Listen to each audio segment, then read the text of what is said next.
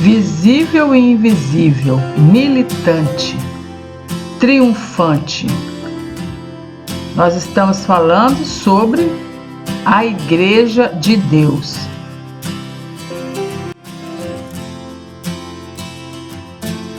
Oi, pessoal! Hoje nós vamos fazer o resumo sobre a doutrina da Igreja. Vamos relembrar o que nós estudamos nessa aula? Nós vimos algumas perguntas sobre o que é a Igreja. Nós vimos sobre a origem da Igreja. Nós falamos sobre a Igreja visível e invisível, a Igreja triunfante, militante, como é descrita a Igreja na Bíblia, metáforas sobre a Igreja, marcas da Igreja verdadeira e a missão da Igreja. Bom, a gente não vai falar sobre tudo desse resumo, a gente vai recordar algumas coisas que nós vimos na nossa aula, ok? Para esse assunto ficar bem fresquinho na mente de vocês. Vamos lá então. A origem da Igreja. Será que a Igreja surgiu apenas no Novo Testamento?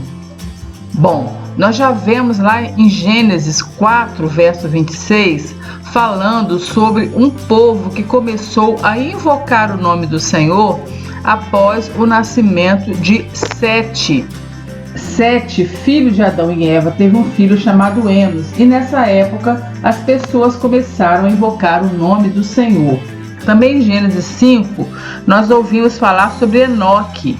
Enoque andou com Deus. Andar com Deus é comunhão com Deus. Ele já era povo do Senhor, Enoque. A Igreja passou a existir no conselho de Deus, ou seja, nos decretos eternos de Deus, antes da fundação do mundo. Desde antes da fundação do mundo, Deus já havia predestinado um povo para si. É isso que a Bíblia nos ensina, nós falamos sobre isso também. Isso está lá em Efésios capítulo 1, versos 3 e 6.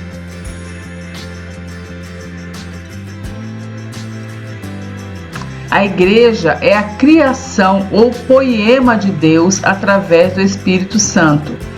Nós também vimos que a Igreja, conforme a Confissão Helvética, capítulo 17, que foi feita em 1566, que a Igreja é a Assembleia dos Fiéis convocada e reunida no mundo. É a comunhão de todos os santos, ou seja, daqueles que verdadeiramente conhecem, adoram corretamente e servem o verdadeiro Deus em Jesus Cristo, o Salvador. Nós vimos algumas características da Igreja, que a Igreja é santa, tanto posicional como vocacionalmente. Por quê? A Igreja é separada para Deus, a posição de santo, e vocacional porque nós somos chamados para sermos santos. É o que esses textos aqui nos ensinam.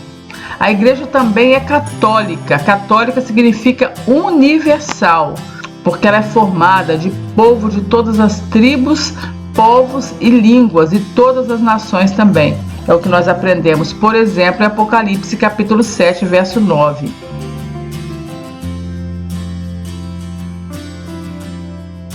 A Igreja também é apostólica, conforme nós aprendemos em Atos capítulo 2, verso 42, porque persevera na doutrina dos apóstolos e na comunhão, no partir do pão e nas orações. O que os apóstolos aprenderam em suas experiências com Jesus, seus ensinos sobre si mesmo e sua obra, e a responsabilidade de cada um como seguidor de Cristo. É isso que é viver na doutrina dos apóstolos. A Igreja também é visível e invisível. Nós vimos que a Igreja invisível consta do número total dos eleitos que já foram, dos que agora são e dos que ainda serão reunidos em um só corpo sobre Cristo, que é o cabeça. Essa Igreja invisível é a verdadeira esposa, o corpo, a plenitude daquele que cumpre tudo em todas as coisas. E a Igreja visível? A Igreja visível também é a Igreja católica ou universal sob o Evangelho, não sendo restrita a uma nação como antes sob a lei. Consta de todos aqueles que pelo mundo inteiro professam a verdadeira religião juntamente com seus filhos. Observe a diferença. A Igreja invisível é aquela que só Deus vê. Ela é a verdadeira esposa de Cristo. A Igreja visível ela professa fé, mas dentro da igreja visível existe a igreja invisível, aqueles que são verdadeiramente crentes e também aqueles que apenas professam a verdadeira religião.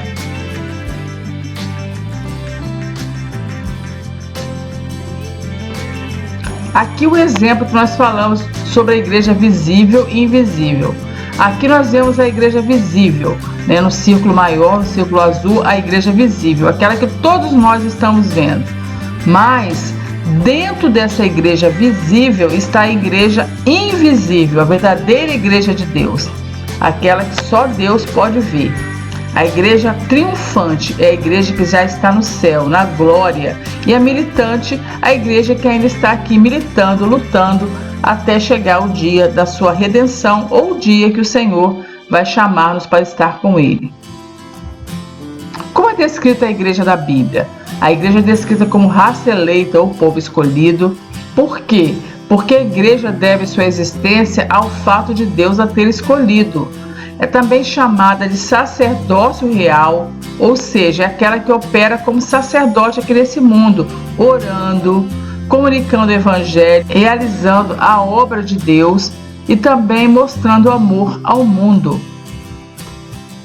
Marcas da igreja verdadeira. Nós falamos também sobre as marcas da igreja verdadeira.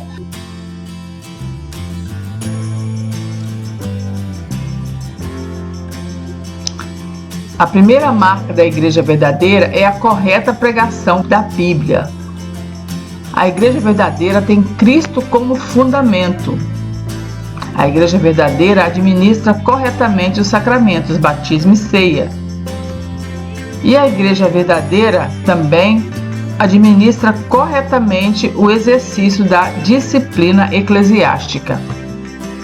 Nós vimos algumas metáforas sobre a igreja também. A igreja é chamada de corpo de Cristo, noiva de Cristo, edifício de Deus, rebanho de Cristo, família de Deus e lavoura de Deus. Cada uma dessas metáforas mostra uma característica da igreja. Por exemplo, ela como corpo de Cristo mostra a sua unidade, diversidade e o senhorio do Senhor sobre ela. Como noiva, mostra sua pureza e compromisso com o Senhor. Como edifício, mostra que ela é habitada por Deus, sendo o templo do Espírito Santo. Como rebanho, mostra a sua fragilidade, dependência e o cuidado do Senhor sobre o seu povo.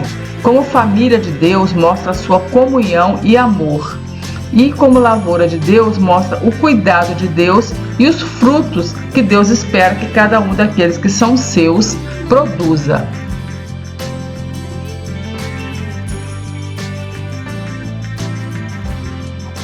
Qual a missão da igreja? A primeira missão da igreja é ministrar a Deus. É o culto prestado pela igreja que é o cumprimento do seu propósito principal. A segunda missão da igreja é ministrar uns aos outros. Educação, edificação para preparar os santos para a obra do ministério. E a terceira função da igreja é ministrar ao mundo, pregação do evangelho e ações a todas as pessoas ao nosso redor. Perguntas para a nossa reflexão. Como estamos vivendo esse sacerdócio real na igreja local? De que maneira a santidade de Deus pode ser vista em nossa vida? Temos sido uma pedra viva, firme, que ajuda a sustentar o edifício? Nos consideramos propriedade exclusiva de Deus? Estamos frutificando para a glória de Deus? Então ficam essas perguntas para a nossa reflexão e até ao nosso próximo resumo. Um abraço a todos.